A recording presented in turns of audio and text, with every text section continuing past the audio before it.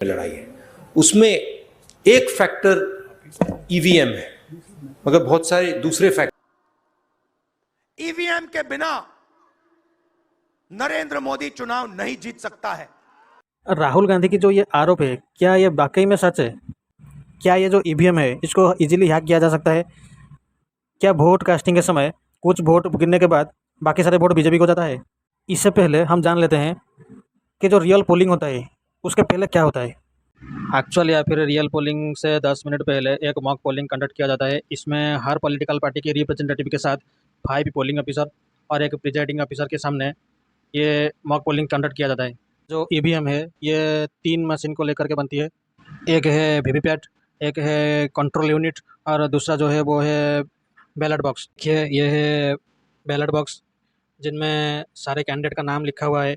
आप अपनी पसंदीदा कैंडिडेट को वोट कर सकते हैं। ये जो पिक्चर आप देख पा रहे हैं ये है कंट्रोल यूनिट, एक इसको आप सीयू भी बोल सकते हैं।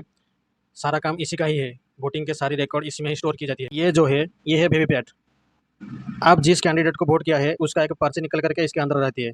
ये है कि अगर कोई वजह से कंट्रोल यूनिट की जो गिनती है वो मैच नहीं करता है, तब इसमें जो पर्ची है, जो वीवीपैट में जो पर्ची है, इसको निकल के गिन के इसको वेरीफाई किया जाता है। कंट्रोल यूनिट में जो नंबर है और इसके अंदर जो पर्ची है इसका नंबर सेम ही होता है। मॉक पोलिंग के दौरान हर पॉलिटिकल पार्टी के रिप्रेजेंटेटिव को कुछ वोट कास्ट करने के लिए कहा जाता है।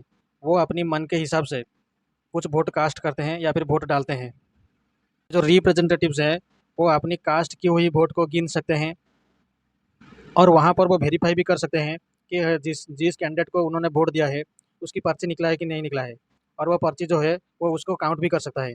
इसके बाद उसको सील कर दिया जाता है। ये जो प्रक्रिया है ये सबके सामने होता है और ये सब होने के बाद पूरे जो ईवीएम मशीन से इसको सील कर दिया जाता है और पोलिंग ऑफिसर, प्रिजाइडिंग ऑफिसर और हर रिप्रेजेंटेटिव उसमें एक साइन करते हैं, उस जो सील किए हुए कागज़ के ऊपर साइन करते हैं। तो यह रियल वोटिंग। और रियल वोटिंग के दौरान बूथ में रिप्रेजेंटेटिव को हर बूथ में वोटिंग शुरू होने से पहले और ख़त्म होने के बाद वो रह सकते हैं। ध्यान देने वाली ये बात है कि जितने भी वोट सीयू में डाला है, जिन जिन पार्टी को डाला है, हर का एक पर्ची वो वीवीपैट में आकर के रहता है। लीजिए, वोटिंग जो होता है वो कंट्रोल यूनिट में जो काउंटिंग है, बीजेपी को 550 वोट मिला है और कांग्रेस को 881 वोट मिला है। तो वीवीपैट में भी बीजेपी को 550 की पर्ची और कांग्रेस का 881 पर्ची ही निकलेगी। ये लॉजिक है। और ये जो सारी प्रक्रिया है ये ख़त्म होने के बाद इसको भेज दिया जाता है हेडक्वार्टर में और निर्धारित तारीख में सीमा के अंदर इसको फिर से गिनती किया जाता है और पॉलिटिकल पार्टी जो विन किया है उसको विजेता घोषित किया जाता है। जो लीडर है राहुल गांधी, इनका एक छोटा सा क्लिप मैं आपको दिखा रहा हूँ, देखिए। ईवीएम के बिना नरेंद्र मोदी चुनाव नहीं जीत सकता है। इलेक्शन कमीशन से हमने कहा कि एक काम कीजिए, विपक्ष की पार्टी को ये मशीनें दिखा दीजिए, खोल के हमें दिखा दीजिए ये कैसे चलती हैं, हमारे एक्सपर्ट्स को दिखा दीजिए। इलेक्शन कमीशन नहीं दिखाता। फिर हमने कहा देखिए इसमें से कागज निकलता है, वोट मशीन में नहीं है, वोट कागज में है।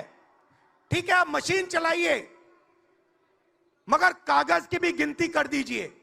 इनके हिसाब से पेपर से वोटिंग होता है और चुनाव जो है वो चुनाव होने के बाद ये सब पर्ची हो जो है इसको गिना जाता है।